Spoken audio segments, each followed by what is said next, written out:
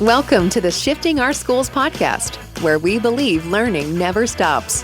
We create innovative and flexible professional development opportunities that support the current research and thinking in education today. This week's podcast episode aspires to set you up to take another step forward on your personal learning journey. Now here's your host, Jeff Udick. All right, welcome back to another episode of Shifting Our Schools. I'm so excited. Tricia and I just got done interviewing a special guest, and we've got an exciting episode here for you, but very rarely do Tricia and I get to be on the same call together. So Tricia, it's great to have you here as a co-host today. Jeff, it is wonderful. Again, thank you for letting me kind of piggyback on this episode. This conversation was one that I was really looking forward to. I almost felt a little bit starstruck during the recording. So a real joy to be here. And talk about someone who just loves to learn. Our guest today, Swapna, she doesn't call herself an influencer. I love this. She calls herself a science communicator.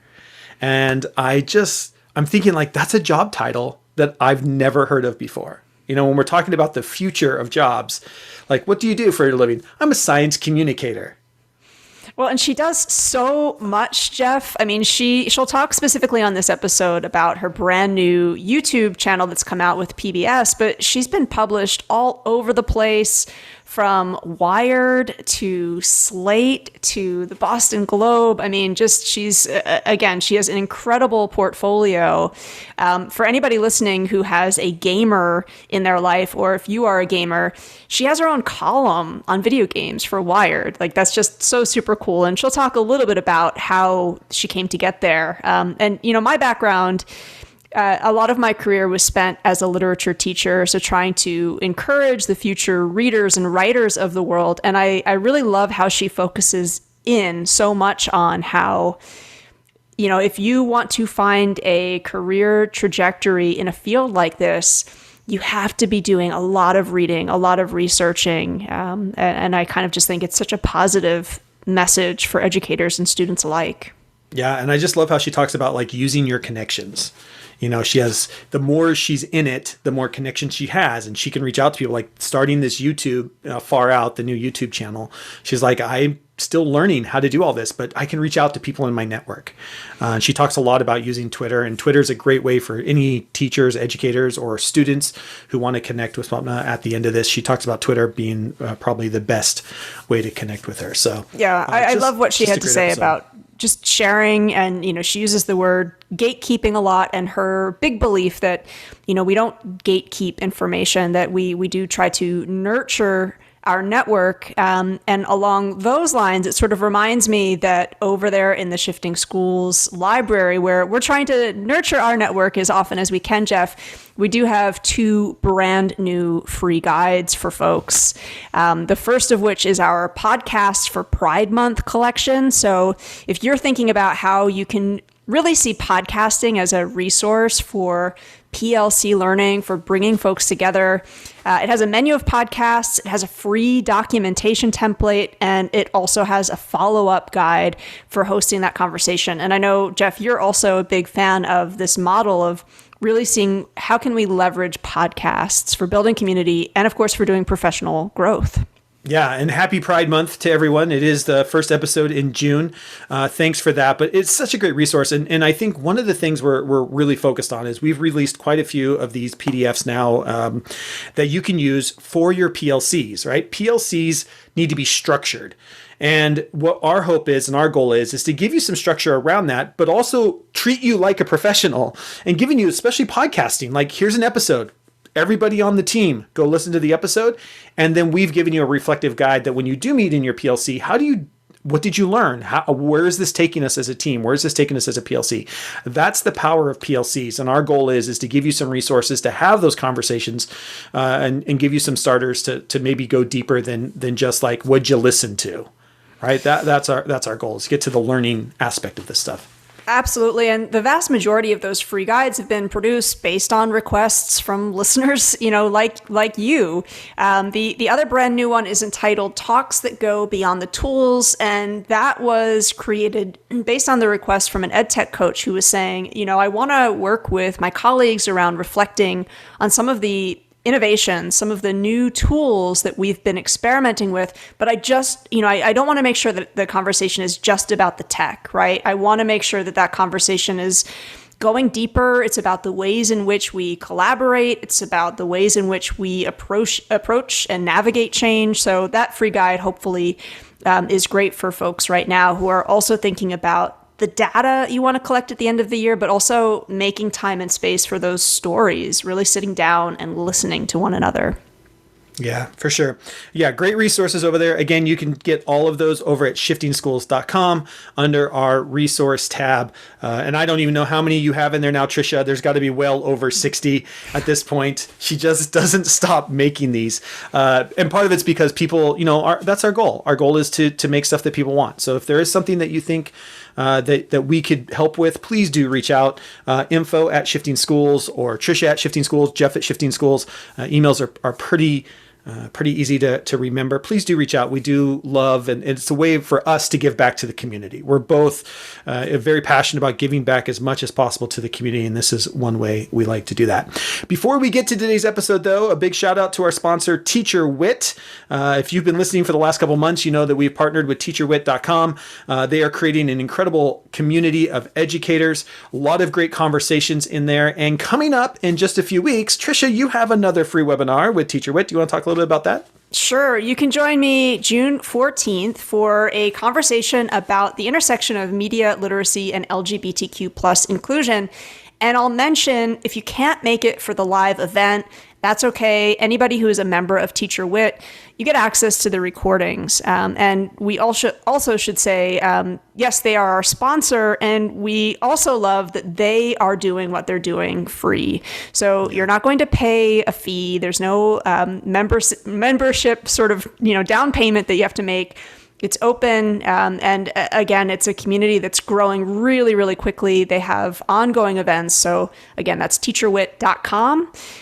Jeff and I are over in there all the time, again, sharing, making, creating little conversations, sharing resources. So we'd love to connect with you in that space too. Yeah, I'm finding it a great way to kind of just bounce off ideas. You can have a longer, and I've talked about this, since we've kind of partnered with them, but you can go longer than a tweet. There's like almost like I could be more reflective and open and being like, hey, here's an idea I have. Would this land? And I love that. And you get into more of a conversation than, say, shorter tweets that sometimes might be harder to follow. But they've also got groups in there. They don't call them groups, they call them topics. But you can find a topic that fits for you, get around like-minded people, connect with educators around the world. Like one of the things I love is they've got educators around the world. I know one of my good friends, Ashley Sawyer, is going to be doing another live webinar about becoming an international educator. That's coming up here shortly too. So there's all kinds of great webinars on lots of different topics that you can find over there. And again, if you can't meet it when it's live, everything's recorded, of course, because we live in this amazing time period when you can just do that stuff and you can listen to it later. So thank you to Teacher Wit for being a sponsor. And June 14th, catch Trisha. As always, incredible stuff that she is sharing. And I'm going to bet there's only 1.5 million resources that you're going to give away. So. Very, very kind, very generous. I mean, I'll tell you though, Jeff, I can't wait to actually share today's episode in that Teacher Wit group, because it's not just about STEM. Again, it is about what it means to really be passionate about writing, to think about interdisciplinary learning, to think about inquiry learning, to think about skills-based learning. So today's episode, I am probably going to be sharing that link all over the place in Teacher Wit. I'm really excited about today's conversation. Yeah, and if you're an ELA teacher, stay tuned, because we talk a lot about thesis statements and the power of thesis statements and writing today. Trisha, it was great to be able to co-host this one with you. I'm so excited for everybody to hear this. And with that, on with the show.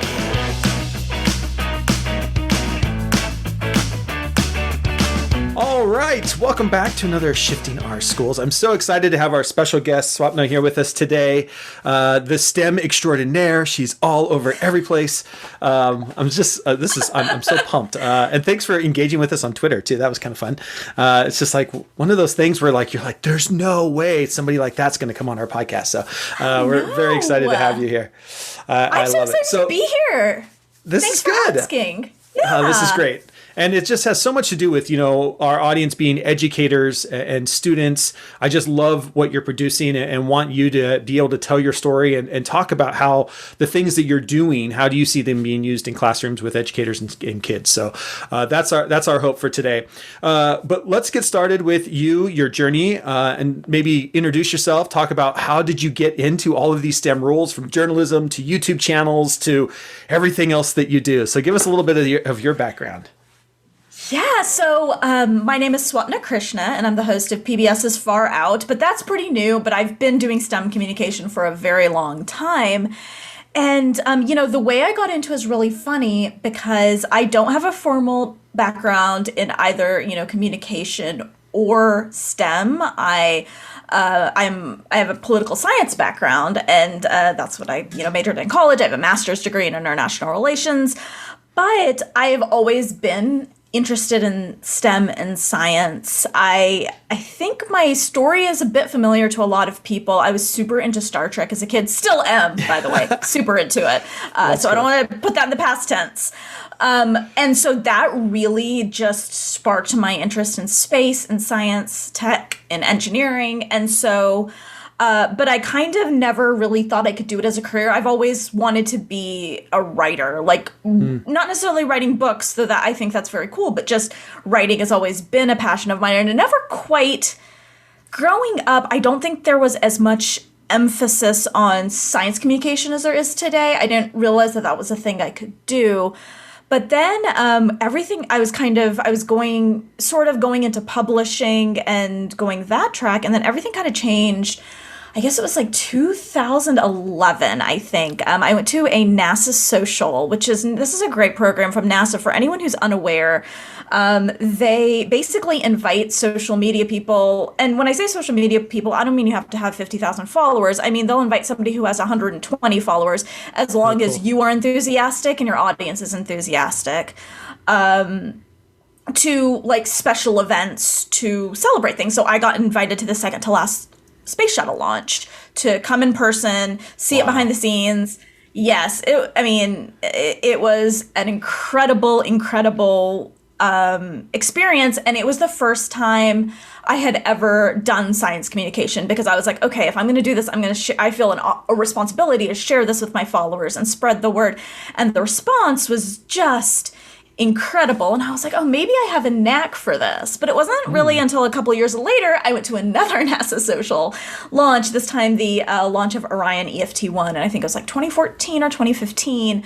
And that was where I was like, okay, no, this is what I want to do. Like, I'm going to do a complete like left turn in my career, and I want to pursue, basically STEM communication. So I decided that was going to be my path. And then I'm a freelancer, so hustle is the name of the game for me. So I got a job at Engadget writing news to get some credibility, and and then ended up covering some rocket launches for them.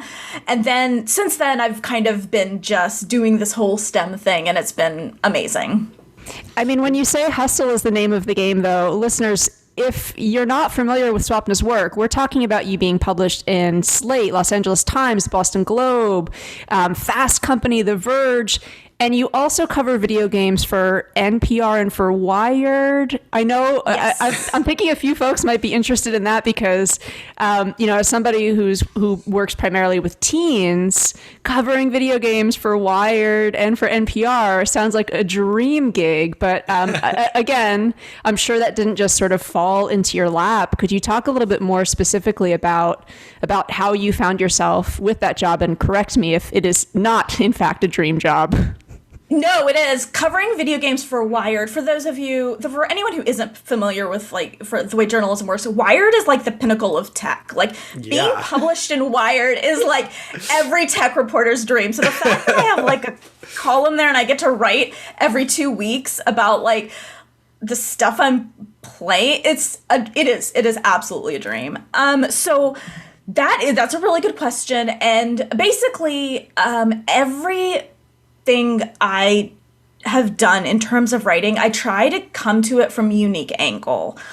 And to kind of, I think, paying attention to a lot of what's going on in media, paying attention to a lot of what's going on specifically in video games, and reading a lot of the coverage. Basically, I saw that there was a big hole, and it's getting better now, but there is still a big hole in covering the perspective of like kind of casual gamers. That's the name of my column at Wired, Casual Gamer. Basically a person who, yes, I have a console. I play PlayStation 5. I love it. I have a Switch. I play on my phone. But like, I am a gamer, and I am absolutely valid. That identity is absolutely valid. But a lot of gaming culture would try and gatekeep somebody like me out of it because, I don't play first-person shooters. I don't play online, really. When I game, I want to be by myself. I don't want to socialize with people. Sure, right. But like a lot of people would say, like a lot of people would declare me as not a real gamer.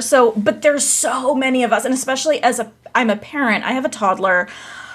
It is really hard to find time to game, so I want certain things from my games. I want easy mode. I don't want to go up against the same boss 50 times and die, and that's the hour and a half I get to play for the day. Like, that's not what I want. And so I saw that there was this little niche, and I was like, okay, maybe someone wants to talk. Someone else sees that too, and maybe my voice is important here. And so I cold pitched. I'd never had any like contact with Wired, and I cold pitched the culture editor, and then he was like, yeah, This sounds great. So I think being familiar with what is out there and having your pulse on the culture of whatever you want to talk about, and everything has a culture, whether it's like pop culture like video games, or there's definitely like for me space and space tech and space science is but there's definitely a culture around that. So seeing what people are engaging in, seeing what people are saying on the internet, but maybe isn't getting published in the mainstream outlets, that's been a very, very good strategy for me in terms of getting myself published. Wow, that's very cool. And I mean, just amazing how you've been able to find your niche and make a career out of it. You've just launched, your most recent launch is Far Out. You can find it on YouTube, and we'll make sure there's links to everything in the show notes as well. But this is just an amazing free resource that, again, is just getting launched, just really starting to take off, and is going to be an incredible asset for educators. Can you tell us maybe a little bit behind the scenes of like, what are some of the skills and decisions that you have to make to decide like, what's the question we're going to pose? Yeah. What's the resources we're going to, and like even in the one that I just got done watching, which was on age, you were able to reach out to scientists and get other perspectives. And can you kind of maybe just tell us a little bit like where are you going with Far Out? What's the idea? And then what's some of the behind the scenes of like, how do you produce something like that? Yeah, so basically Far Out, it's the next, few decades in science and technology. That is the ethos of the show. That's what we're trying to talk about. But there's so much to talk about in that space. So I think the first thing we try to do is narrow the topics as much as possible. So even though it's the future of, the kind of topic is the future of aging, we really do narrow it down as the episode progresses into, the future of longevity, the future of the health span. And that's what we're trying to do here. We're trying to keep the topics narrow so we can talk about them in a deep way we want people to feel like they've learned something and not they've gotten like a broad overview of a topic. Like that's important to me as somebody who really likes digging in the details and who I want someone to leave the show with the like, did you know fact that they could share at a party, that sort of thing. So it's definitely a process that we're still refining because we've filmed 3 episodes now. But basically, I work with my researchers. I have two we talk about the topics together. So we have kind of broad strokes of the ideas we want to do, but it's in terms of narrowing them down. And we try to be topical in terms of like, okay, the summer is coming. What's on people's minds in the summer? Keeping the season, keeping an eye on what's in the headlines. We do, it's a YouTube show, so we can move pretty fast, but we still need a couple of months lead time. So like keeping an eye on what people are talking about and that sort of thing. But it is basically just a process of what makes all of us go like, oh, that's interesting. I would like to know more, because it's a generalist show. None of us are going to be experts in what we're talking about, unless, if we do a space show, sure, I can ad lib about that for an hour. But for the most part, not both my researchers are science writers, but like nobody's really usually going to have a huge expertise in what we're talking about. So it's a matter of what makes us want to know more. Do you have like just a real passion for learning? I do. Do you just love to learn? I love knowing more, and I think that the secret about it is like the more you learn, the more you realize how much you don't know. I love that. And all I kept thinking about when you were talking was just like every ELA teacher that's listening to this has to be like, thesis statements matter. When you're in high school and your ELA teacher's like, you got to narrow it down. You got to narrow it down. And that's really what you're talking about, right? Like you have these broad ideas, but you've got to be able to narrow it down to where it's like, this is what we're going to cover. This is the essential question. And now we're going to give you some information to help you learn it. Absolutely. I'll tell you a secret. Every single article I write the thesis statement first. Like my high school composition teacher would be very, very proud. Every single thing I write, the first thing I do is write the thesis statement. And it changes as we research, for sure. Like all three of these first 3 episodes we've done have changed as we've gotten research and we've talked to, experts. But, keeping that in mind, like what's the core thing we're trying to convey is so important. I love that. I was just going to ask because, again, a lot of our audience, educators, they have students who they would love to pursue taking their YouTube channel to the next level. And of course, an episode like the one that we're talking about, it's not as though you crank that out overnight and it's published. Can you give folks just, kind of an estimate, a rough idea of start to finish, including that research and that kind of ideation process that you were talking about, start to finish? What does that time investment look like? Absolutely. So for a show like Far Out, I will give you an example. Now, the pilot we're going to move faster than this generally, but the pilot, we spent a week researching, probably 1 to 2 weeks writing the pilot. We filmed in March and then it just went live and we were making tweaks to it until the end. Like there was probably the last week or two that we stopped, but it's not going to be this long because we were still trying to get the feel of the show right and the look of the show right. Because there's a lot of elements that go into that. But I would say we are at, every step of it takes a week at least. Post-production probably takes 2. I'm not as involved in that.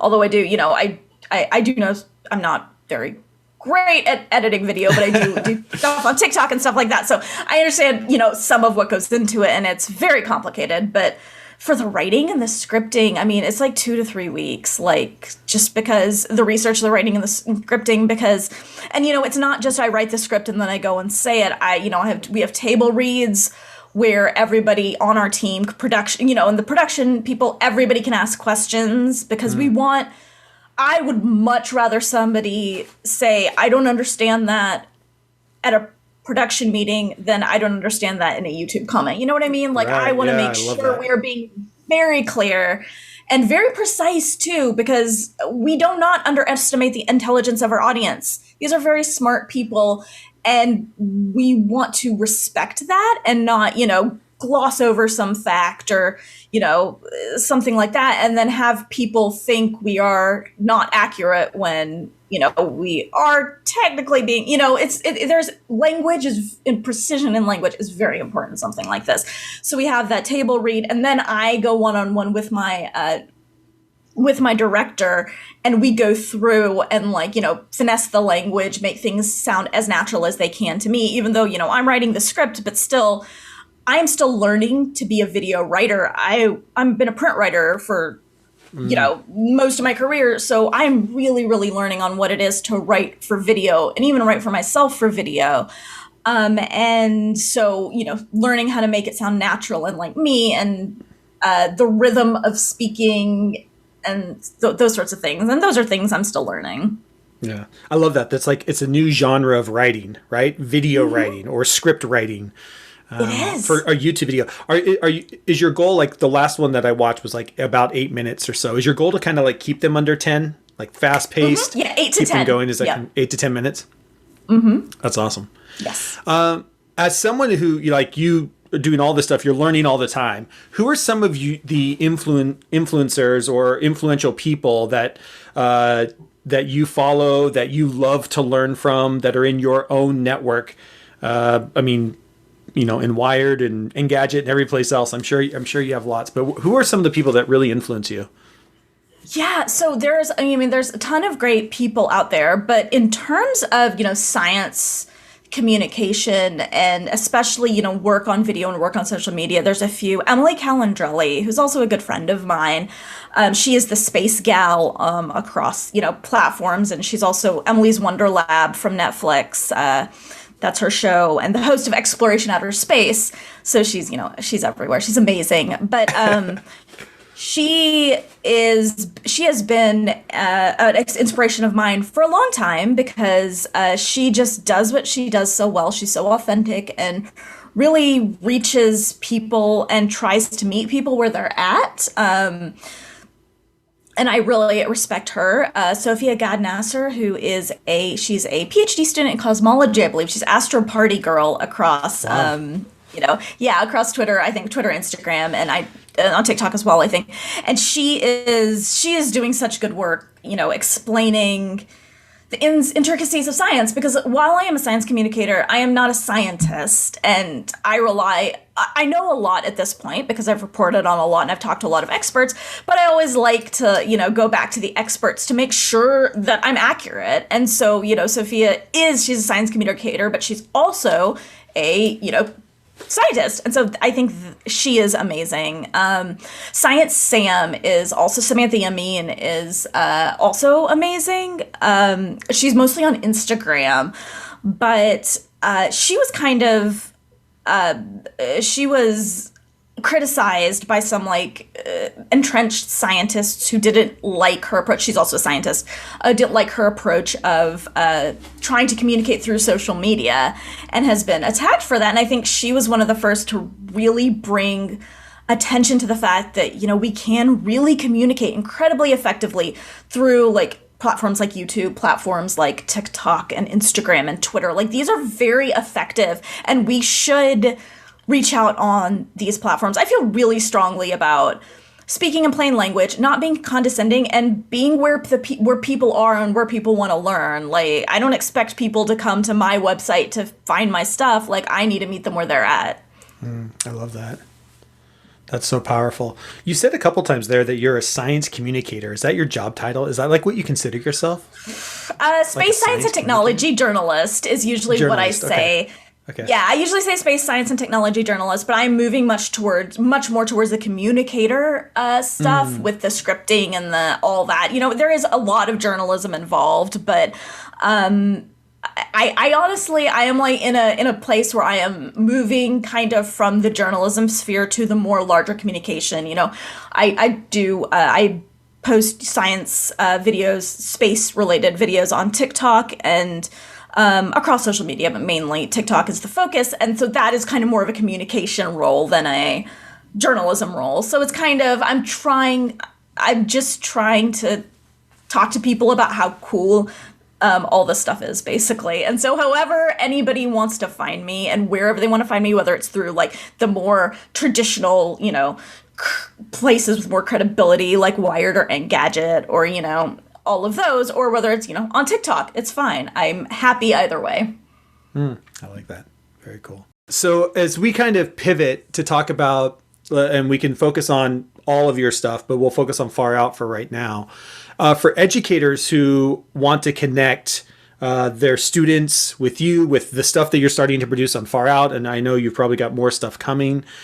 What does that look like, you think, from an educational standpoint, as far as teachers being able to get engage with you, with students, whether it's comments in YouTube videos? Do you have a social media person that's responding to comments or asking questions? Are you taking are you taking topics from kids and teachers? Where do you see this fitting from an educational standpoint?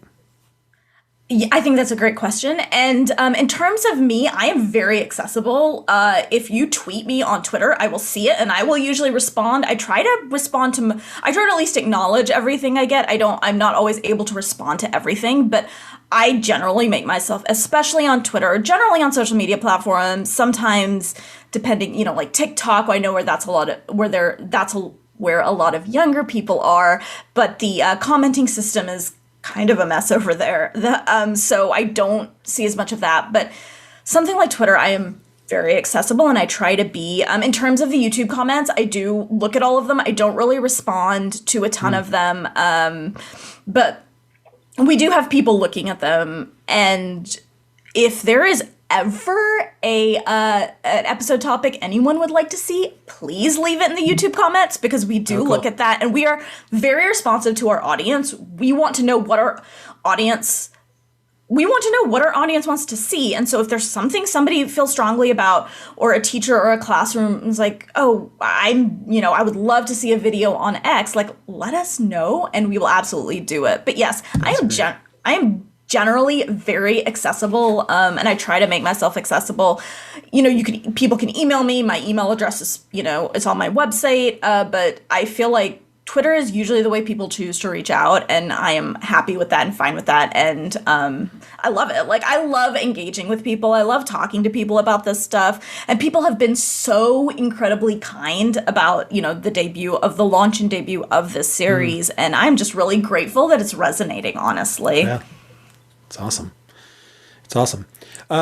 So, part of where we are right now in education is we are really focused on STEM, right? The science, technology, engineering, and math. And we're trying to figure out, like, how do we support, like, the next generation of STEM students? I mean, that's a massive focus right now in education.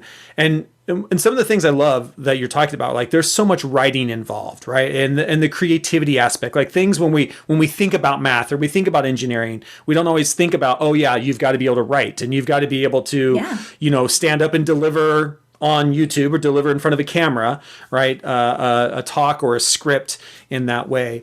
What advice would you give to educators who want to support students with a passion in STEM? Like, this passion for learning that you have, how do you get others to do that? I think there's a few ways. I feel like these days everybody kind of wants to be an influencer, and as I'm moving more towards that. I'm not really an influencer in the traditional sense, but as I'm doing more social media, science communication, I'm seeing more of, it's a lot of work. It's a lot of unpaid work. So that is not, unless people are really, really very into it, I don't necessarily recommend, like, going all in on influencer right from the start. There's a lot of other things you could do. I do feel like supporting things like people who want to write about, science and STEM topics. I think that's really important, because what I have found and how I kind of got started with a lot of, like, my professional work in this was recognizing that just because we all can write doesn't mean we all can communicate. Those are two different things. Yeah, so, like, we can all, most of us can write. We know the mechanics of writing, but effective communication is very difficult, and it's an art, and it's a skill that is learned through, hard work and recognizing, especially distilling down topics that are as complicated as STEM topics. These are really, really complicated topics. So how do you balance delivering the communication effectively and clearly without being condescending? Because that's the key thing here. I think effective communication is never condescending and never underestimates the intelligence of the audience, because so much communication I see does that, and it's condescending and it's talking down to people, and, like, that's not effective communication. Or it's shaming people for not knowing that's not effective communication. So I think compassion is so important. And so I think cultivating these skills is is incredibly important, because we need the scientists, and we need, the mathematicians, and we need all these people, but we also need people to communicate these discoveries and these triumphs and this amazing stuff. And while plenty of STEM people are very effective communicators, plenty are not. And it's a skill that I think is undervalued. And I have found, like, in my personal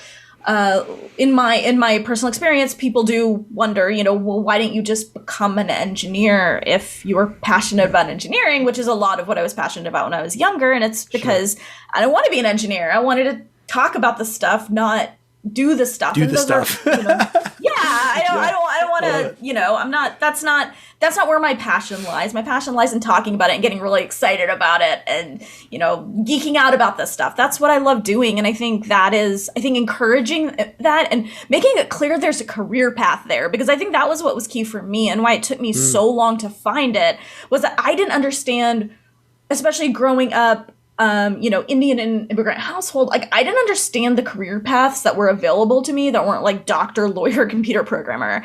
Growing up, that was just not in my realm of understanding. And it took me a lot longer to kind of come into my career than I think a lot of people, because I just didn't understand what was out there. And so I think making it clear that you don't have to be a scientist to talk about science, I think that's important.